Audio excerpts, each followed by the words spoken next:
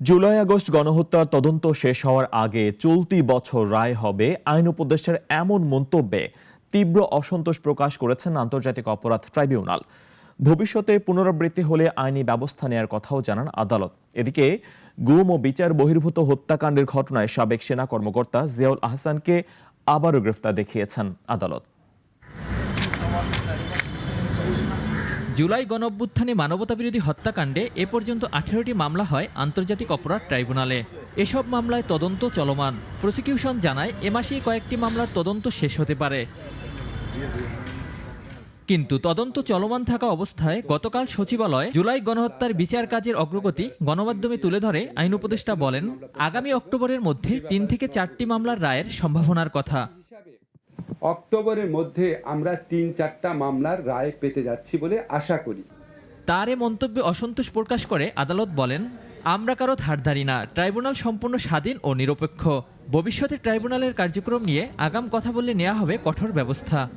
একটু অসন্তোষ প্রকাশ করেছেন, বলেছেন ট্রাইব্যুনাল একটি স্বাধীন সংস্থা। ট্রাইব্যুনালের বিচার ব্যবস্থা এবং ট্রাইব্যুনালের কোনো কার্যক্রম নিয়ে কারো কোনো মন্তব্য ট্রাইব্যুনাল পছন্দ করেন না। ট্রাইব্যুনালের বিচার হবে স্বাধীন, নিরপেক্ষ এবং স্বচ্ছ। আমাকে ট্রাইব্যুনাল বলেছেন যে যারা যে কর্নার থেকেই এই ধরনের কথা ট্রাইব্যুনাল সম্পর্কে বলছেন তাদেরকে বলে দিতে যে যেন এই ধরনের কোনো কথা ট্রাইব্যুনাল সম্পর্কে ভবিষ্যতে না বলা হয়।